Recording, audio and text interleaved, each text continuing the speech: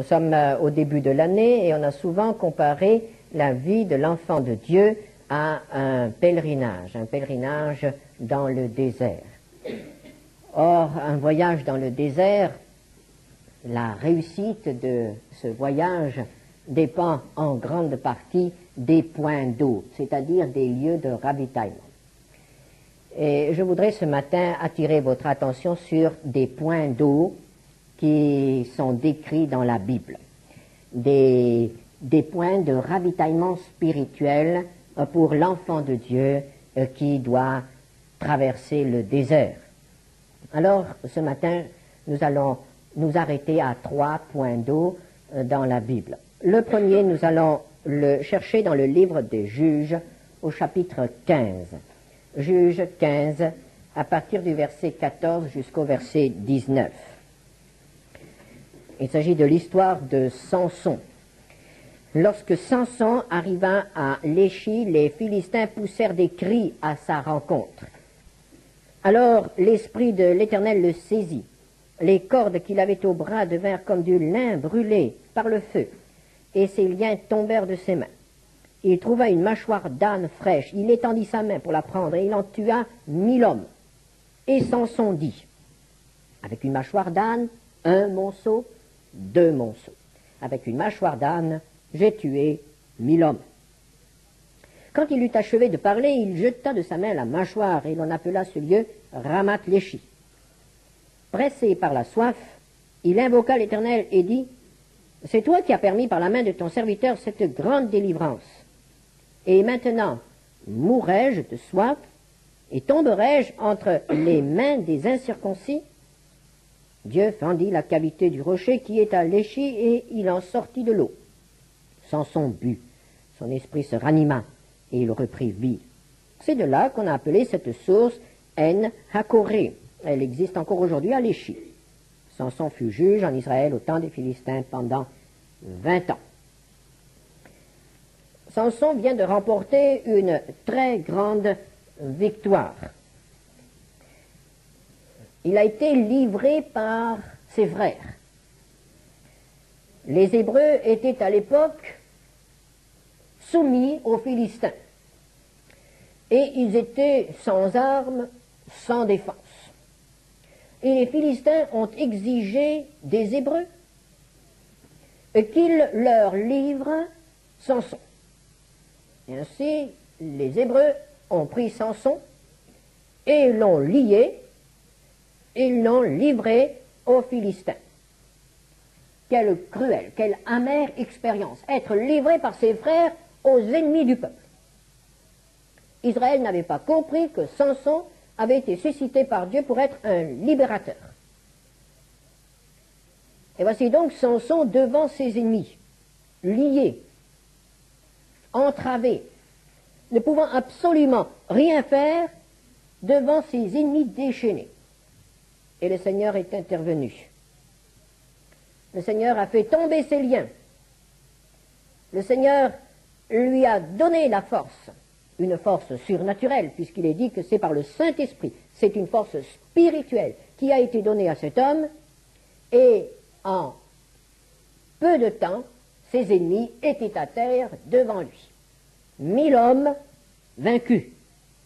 C'était pour lui une très grande expérience. L'expérience de l'intervention de Dieu dans le travail qui lui était confié. Une délivrance accordée par Dieu. Et voici qu'après cette grande victoire, nous lisons qu'il est pressé par la soif. Il se trouve là à un moment extrêmement difficile. C'est un moment toujours critique dans la vie de l'enfant de Dieu. Ce moment qui suit la victoire. Ce moment qui suit une grande délivrance accordée par le Seigneur. Tout d'abord, nous pouvons bien imaginer que malgré sa force, Samson devait être fatigué.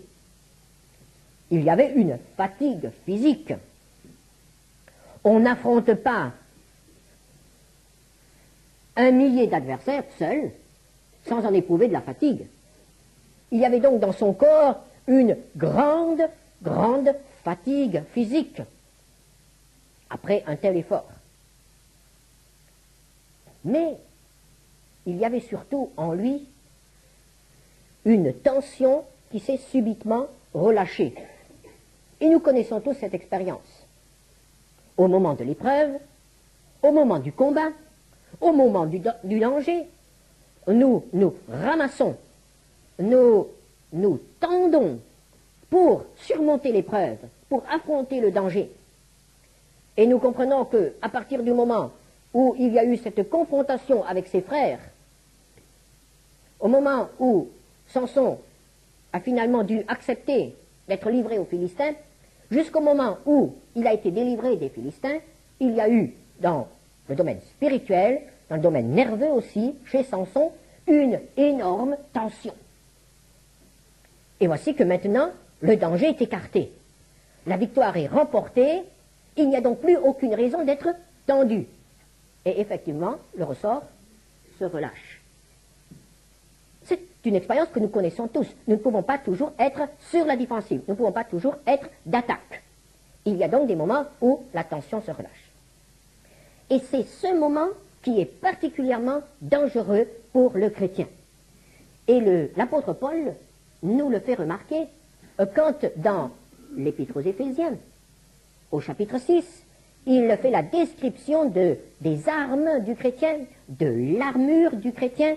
Il dit, au verset 6 de l'Épître aux Éphésiens, chapitre 6, verset 13, excusez-moi, « Prenez toutes les armes de Dieu afin de pouvoir résister dans le mauvais jour, c'est donc la période critique, la période de combat, et tenir ferme après avoir tout surmonté. » Donc le Seigneur nous aide pendant que dure le danger, et puis après, il veut que nous tenions ferme quand le danger est passé. Quand l'attaque de l'adversaire a échoué. À ce moment-là, nous devons être sur notre garde encore et tenir ferme après avoir tout surmonté. Et voici donc Samson. Samson voit ses ennemis à terre devant lui. Les autres se sont enfuis. C'est une très grande victoire. C'est une merveilleuse victoire. Et maintenant, il se retrouve seul. Il se retrouve seul, fatigué, et, nous est-il dit ici, pressé par la soif. Verset 18. Pressé par la soif, il invoque l'Éternel et dit, « C'est toi qui as permis par la main de ton serviteur cette grande délivrance, et maintenant mourrai-je de soif et tomberai-je entre les mains des incirconcis ?» Nous voyons que Samson ne se fait pas d'illusions. Il sait que c'est Dieu qui lui a donné cette victoire. Mais Samson a soif. Et ce besoin physique l'éprouve bien plus que les 1000 Philistins qu'il avait devant lui tout à l'heure. Là, il se sent sans force. Il se sent sans ressources. Il a peur de mourir, non pas de la main des Philistins, mais il a peur de mourir de soif. Nous dirons, mais quand même, c'est pas logique. Samson n'a pas de foi. Frères et sœurs, très souvent, dans un combat spirituel, nous avons la foi pour remporter la victoire. Parce que nous voyons bien que c'est un combat spirituel. Alors nous disons, le Seigneur nous aidera, parce que c'est spirituel. C'est son affaire, c'est son combat, il nous sortira de là. Mais dans les petits détails de la vie matérielle, dans les besoins que nous ressentons après la bataille, dans les choses de tous les jours, il faut parfois si peu de choses pour nous abattre. Et là, nous n'avons plus la foi. Là, la foi n'est plus suffisante. Nous sommes capables de jeter à terre 1000 Philistins. Mais nous n'avons plus les ressources, nous n'avons plus la foi pour faire face aux besoins d'eau. À un besoin matériel, à un besoin physique. Et le Seigneur a eu pitié de lui. Et le rocher s'est fendu. Le Seigneur a fait un miracle pour son serviteur assoiffé. Le Seigneur a ouvert le rocher et lui a donné de l'eau. Quelle délivrance! Quelle délivrance! C'est la deuxième délivrance de la journée. Et je pense que pour Samson, c'était la plus grande des deux. le Seigneur était là. Le Seigneur lui a donné à boire. Le rocher s'est fendu. Et l'apôtre Paul nous dit que ce rocher, c'est le Seigneur. Dans 1 Corinthiens 10, verset 4, ils ont tous bu le même breuvage spirituel, car ils buvaient à un rocher spirituel qui les suivait, et ce rocher était Christ. Le Seigneur était suffisant pour les besoins de Samson. Quand Samson s'est adressé à lui, Dieu lui a répondu. Et il lui a donné ce qu'il avait préparé pour lui. Et pour nous, c'est la même chose. Nous pouvons nous adresser au Seigneur qui est prêt à répondre à nos besoins, qu'ils soient spirituels ou autres. Parce qu'aux yeux de Dieu, c'est tout la même chose. Salomon pouvait être vaincu par les Philistins, Samson pouvait être vaincu par les Philistins, il pouvait aussi être vaincu par la soif. Et Dieu ne voulait pas que Samson soit vaincu par les Philistins ou par la soif. Il lui a donné la mâchoire d'âne pour faire face aux Philistins, et il a fendu le rocher pour faire face à la soif. Et il est dit, au verset 19, Samson but, son esprit se ranima, il reprit vie. Et il a appelé cette source la source de En-Hakoré, c'est-à-dire la source de celui qui appelle. La source de celui qui appelle. C'est la source pour le combattant fatigué. C'est la source pour celui qui vient de remporter une grande victoire et qui a encore besoin du Seigneur. Car voyez-vous, la victoire, ce n'est pas quelque chose qui nous est assuré une fois pour toutes. La victoire, nous devons la prendre dans chaque occasion, à chaque instant. Chaque fois, Dieu nous donne ce dont nous avons besoin pour remporter la victoire selon les situations. Tout est là, et c'est à nous de le prendre. Et là, nous avons un petit détail, comme la parole de Dieu est merveilleuse, n'est-ce pas? Au verset 19, nous avons un petit détail. Elle existe encore aujourd'hui. Elle existe encore aujourd'hui. Et voyez-vous, nous n'avons pas besoin d'aller jusqu'à l'Échi pour aller boire à cette source. Elle existe aujourd'hui pour nous, tout près de nous, où que nous soyons. Au cours de cette semaine, nous pourrons boire à la source de En-Hakoré, à la source de celui qui appelle, à une condition, c'est que nous appelions, c'est que nous soyons un de ceux qui appellent. Le Seigneur a dit un mot que moi. Le Seigneur est prêt à donner à celui qui appelle, selon ses besoins. Elle existe encore aujourd'hui. C'est la source, c'est l'eau pour le combattant fatigué. Prenons une autre source, un autre point d'eau. Dans le livre de la Genèse, au chapitre 16, c'est l'histoire de Agar. Genèse 16, à partir du verset 7. Nous connaissons l'histoire d'Abraham, de Sarah et de Agar. Abraham, ne pouvant avoir de fils de Sarah, Sarah décide de lui donner sa servante égyptienne Agar. Lorsque Agar se trouve enceinte, elle méprise Saraï, et Saraï commence alors à maltraiter Agar. Et Agar n'en peut plus. Elle s'enfuit. Et nous lisons à partir du verset 7, l'ange de l'Éternel la trouva près d'une source d'eau dans le désert, près de la source qui est sur le chemin de Shur. Il dit, Agar, servante de Saraï, d'où viens-tu et où vas-tu? Elle répondit, je fuis loin de Saraï, ma maîtresse. L'ange de l'Éternel lui dit, retourne vers ta maîtresse et humilie-toi sous sa main. Et les versets 13 et 14. Elle appela Ata el Roi, le nom de l'Éternel qui lui avait parlé, car elle dit, ai-je rien vu ici après qu'il m'a vu? C'est pourquoi l'on a appelé ce puits le puits de Lakaï Roi. Il est entre Kadès et Bared. Ce puits s'appelle Lakaï Roi, c'est-à-dire le vivant qui me voit. C'est le puits du vivant qui me voit. Quel beau nom pour un puits. Voyons un peu pourquoi Agar a appelé ce puits ainsi. Eh bien, Agar en avait assez de sa maîtresse. Agar en avait assez de subir les mauvais traitements de la part de Sarah. Elle pensait que cela suffisait, qu'elle ne méritait pas cela. Finalement, c'était quand même Sarah qui l'avait donné à Abraham. C'est Sarah qui avait eu l'idée. Agar n'avait pas pris l'initiative dans cette affaire. Ce n'était pas de sa faute. Elle trouvait que c'était injuste que sa maîtresse la maltraitât ainsi. Alors, bien qu'étant esclave, elle a décidé de s'enfuir. Elle est partie. Elle est partie, quittant Abraham, quittant Sarai, son lieu de travail. Et là, elle se retrouve seule dans le désert. La fuite produit toujours le sentiment de solitude. Que ce soit la fuite devant les responsabilités, que ce soit la fuite devant le service, que ce soit n'importe quelle fuite. Celui qui fuit se sent toujours seul.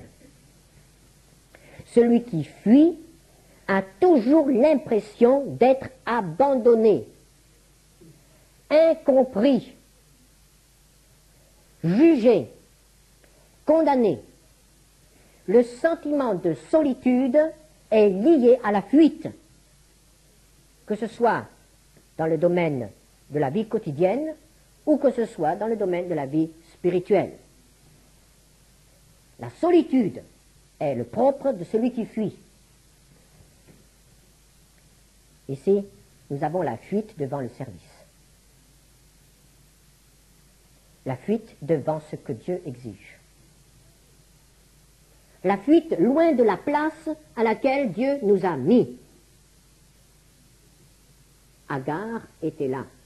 Elle devait rester auprès d'Abraham. Mais Agar a dit, cette situation m'est maintenant insupportable. Je ne peux plus rester. Le service est trop dur. Les conditions dans lesquelles je travaille sont insupportables. Je ne peux pas rester. Je ne peux pas continuer à subir les mauvais traitements de ma maîtresse. C'est trop difficile. La fuite devant le service, parce qu'il devient trop lourd, parce qu'il y a un entourage difficile, et parfois aussi parce que nous estimons que Dieu exige de trop de nous. Alors nous fuyons, et nous disons, je n'en peux plus, je ne peux pas continuer comme cela. Je m'en vais.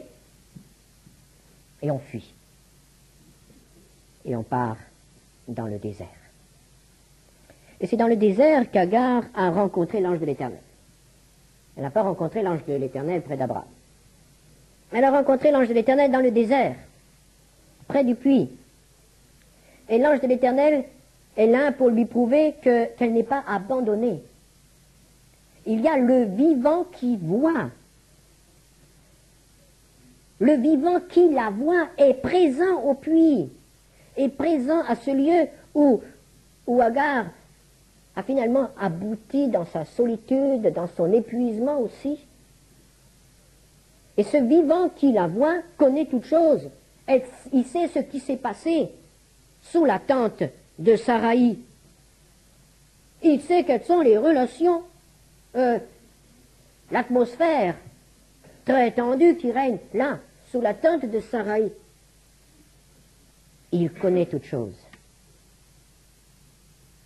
Il connaît les difficultés du service. Le service n'est jamais facile. Si nous voulons servir le Seigneur,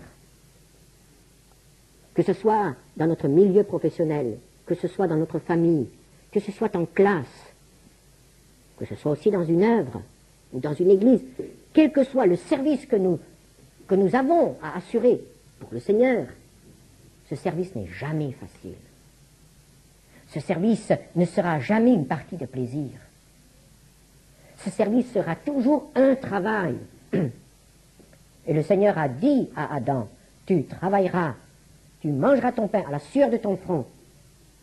Et le service pour le Seigneur est un travail.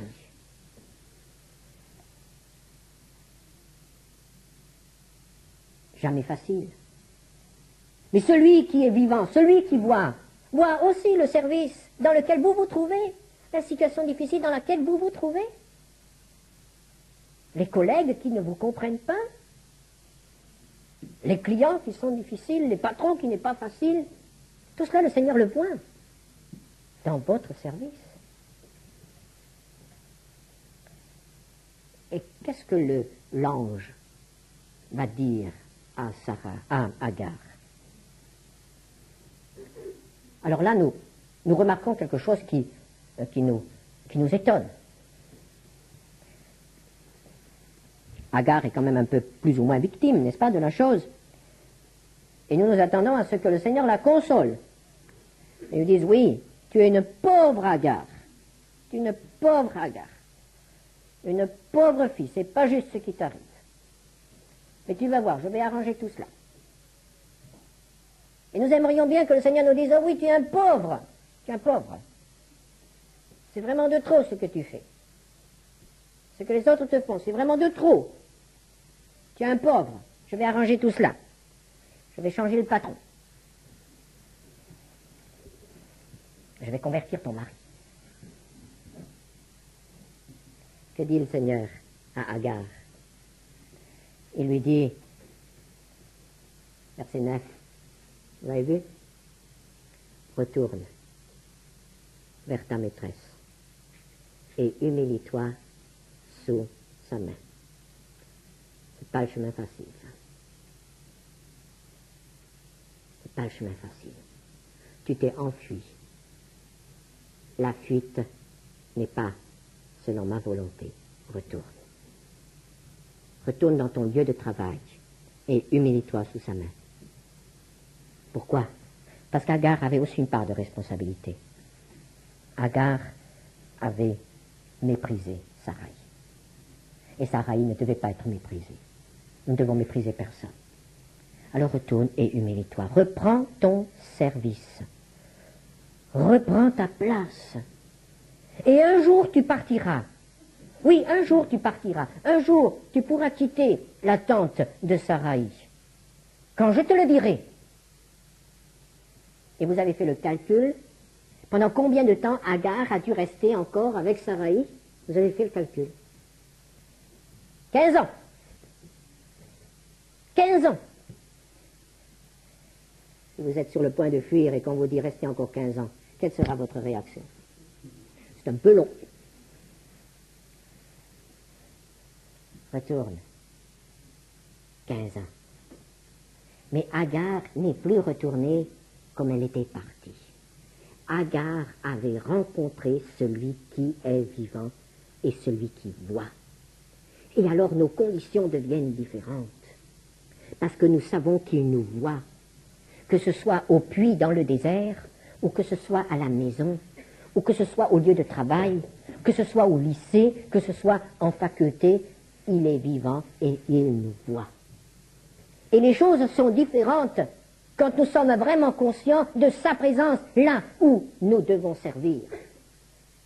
Il nous voit, il vous voit, et il connaît exactement votre situation. C'est le puits du vivant qui me voit. Il faut que nous y allions de temps à autre, puiser de l'eau à ce puits-là aussi, n'est-ce pas? Et enfin, voilà le troisième. Le troisième point d'eau pour ce matin, nous le trouvons dans l'évangile de Jean. Dans le Nouveau Testament, il y a aussi des points d'eau. Évangile de Jean au chapitre 9, versets 1 à 7. Jésus vit en passant un homme aveugle de naissance. Ses disciples lui firent cette question. Rabbi, qui a péché, cet homme ou ses parents, pour qu'il soit né aveugle? Jésus répondit, ce n'est pas que lui ou ses parents aient péché, mais c'est afin que les œuvres de Dieu soient manifestées en lui. Il faut que je fasse, tandis qu'il est jour, les œuvres de celui qui m'a envoyé. La nuit vient où personne ne peut travailler. Pendant que je suis dans le monde, je suis la lumière du monde. Après avoir dit cela, il cracha à terre et fit de la boue avec sa salive. Puis il appliqua cette boue sur les yeux de l'aveugle. Il lui dit, va et lave-toi au réservoir de Siloé, nom qui signifie envoyé. Il y alla, se lava et s'en retourna voyant clair. Ses voisins et ceux qui auparavant l'avaient connu comme un mendiant disaient, n'est-ce pas là celui qui se tenait assis et qui mendiait? Là, nous avons l'eau qui ouvre les yeux. Pour qui est cette eau? Et pour celui qui ne voit rien. Pour celui qui a perdu la vue. Spirituellement, pour celui qui a perdu la vision. La vision. Le prophète dit, quand il n'y a pas de vision, le peuple dépérit. Bien, pour le chrétien, c'est cela. Quand le chrétien n'a pas de vision, n'a plus de vision, sa vie spirituelle dépérit. Donc cette eau est pour celui qui a perdu la vision. C'est le réservoir de l'envoyé. Pour l'envoyé. Pour l'envoyé qui ne voit plus clair, qui a besoin de voir clair, ou plus clair. Que doit-il voir, l'envoyé? Eh bien, il doit voir ce qui l'entoure. La première chose, voir ce qui l'entoure. Les besoins de ceux qui l'entourent. Les proches, les voisins, les collègues de travail, les autres membres de l'Église, enfin tous ceux qui sont nos proches, les prochains. Voir ceux qui l'entourent. Voir ceux qui se perdent aussi dans notre entourage. Ceux qui sont sur notre chemin. Il a besoin de voir aussi le chemin sur lequel il se trouve. Cet homme, cet aveugle, ce mendiant, ne voyait rien du tout. Il ne voyait pas ce qui lui parlait, il ne voyait pas sur quel chemin il se trouvait. Le chrétien a aussi besoin de voir sur quel chemin il se trouve. Tout à l'heure, nous avons vu que Agar se trouvait sur le chemin de la fuite. Mais peut-être que nous sommes sur le chemin de la fuite, mais nous ne le savons pas, nous ne le voyons pas. Peut-être que nous sommes sur le chemin qui nous éloigne du Seigneur, mais nous ne le voyons pas. Peut-être que nous sommes sur un mauvais chemin, la parole de Dieu nous dit, telle voie semble droite à l'homme, mais ce n'est pas la voie du Seigneur. Et nous avons fait des projets. Et nous avons des idées pour l'année qui vient. Mais est-ce que nous sommes sur le bon chemin? Alors il faut que nous voyions clair. Il faut que nous puissions reconnaître si le chemin sur lequel nous nous trouvons est le bon. Et puis cet homme, ce mendiant, ne voyait pas non plus Jésus. Jésus était devant lui, il lui parlait, mais il ne le voyait pas. C'est l'eau qui nous permet d'ouvrir, de voir, et de voir Jésus. Parfois Jésus est devant nous et nous ne le voyons pas. Je ne parle maintenant pas de la vision physique, n'est-ce pas? Mais dans notre expérience spirituelle. Parfois Jésus est là, tout près de nous, il est là, et nous ne le voyons pas. Nous avons besoin de voir Jésus. Nous avons besoin de voir Jésus tout à nouveau, tel qu'il est. Parfois nous avons une image faussée de Jésus. Nous pensons parfois à ces gens qui ne connaissent Jésus que le petit Jésus de Noël, ou bien Jésus sur une croix. Mais nous savons que Jésus n'est pas resté petit et Jésus n'est pas resté sur la croix. Jésus est ressuscité, Jésus est au ciel, Jésus est le Fils de Dieu. Voir Jésus, le Fils de Dieu, c'est cela, connaître Jésus. Tant que nous n'avons pas vu Jésus, le Fils de Dieu, nous ne connaissons pas vraiment Jésus. Mais nous, les chrétiens, parfois nous perdons cette vision du Christ glorifié de vue. Nous ne voyons plus Christ glorifié. Alors tout devient sombre, tout devient difficile, tout devient terne dans notre vie. Parce que nous avons perdu la lumière de la résurrection, la lumière de la présence du Christ glorifié. Voir Jésus dans sa beauté, voir Jésus dans sa puissance. Nous avons besoin de voir Jésus. Ça, c'est l'eau de Siloé. C'est l'eau qui ouvre les yeux. L'eau qui transforme, parce qu'elle ouvre les yeux. Qu'est devenu ce mendiant? Mais ce mendiant est devenu un serviteur du Seigneur. Ce mendiant est devenu un témoin prêt à suivre Jésus. Qu'est-ce qu'il était auparavant? Quelle était la préoccupation essentielle de ce mendiant? Oh, il ne faut pas chercher loin. Ce mendiant était là parce qu'il avait besoin des oboles, de l'aumône, des passants, pour manger un morceau de pain à midi et le soir.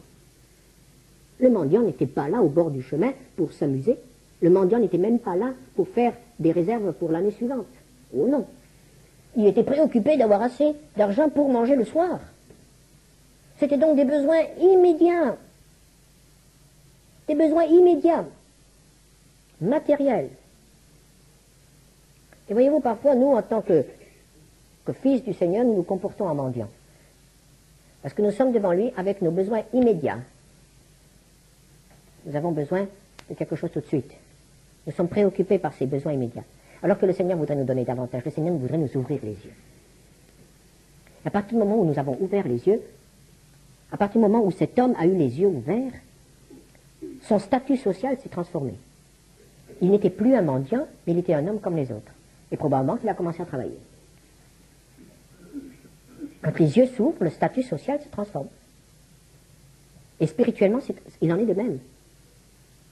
On passe du chrétien mendiant, préoccupé de ses besoins immédiats, personnels, au chrétien serviteur, chrétien témoin. Quand les yeux s'ouvrent. Ici, il s'agit d'un réservoir. Vous avez remarqué, pour Samson, ça a été une source.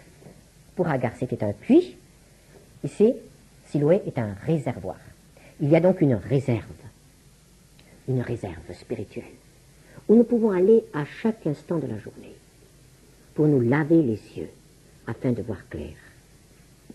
C'est le renouvellement de l'esprit. Le Saint-Esprit est là, le Saint-Esprit est en nous et nous pouvons demander à chaque instant au Seigneur, Seigneur, ouvre mes yeux afin que je vois ce que je dois voir, que je vois comme tu vois, et que je puisse juger les choses comme toi tu les juges. Voir comme il veut que je vois. Le réservoir de Siloé, le réservoir de l'envoyé. Donc voilà les 3 points d'eau dont je voulais vous parler ce matin. La source de celui qui appelle pour le combattant fatigué. Et c'est normal d'être fatigué après le combat. Nous ne devons pas en avoir honte. Le Seigneur pourvoit alors au renouvellement. Le puits pour celui qui a envie de fuir, parce que le service est trop difficile, de fuir une situation. Le puits de celui qui voit, le vivant qui me voit, et qui veut être présent, et qui veut m'accompagner. Et enfin, ce réservoir de Siloé, qui ouvre les yeux de celui qui a besoin de voir clair. Alors, au cours de cette année, nous connaîtrons tour à tour ces différentes situations. Souvenons-nous des points d'eau, où nous pouvons retrouver les forces et la vision. Et souvenons-nous de ce verset du psaume 87, verset 7. Toutes mes sources sont en toi. Dieu est vraiment la réponse à tous nos besoins. Amen.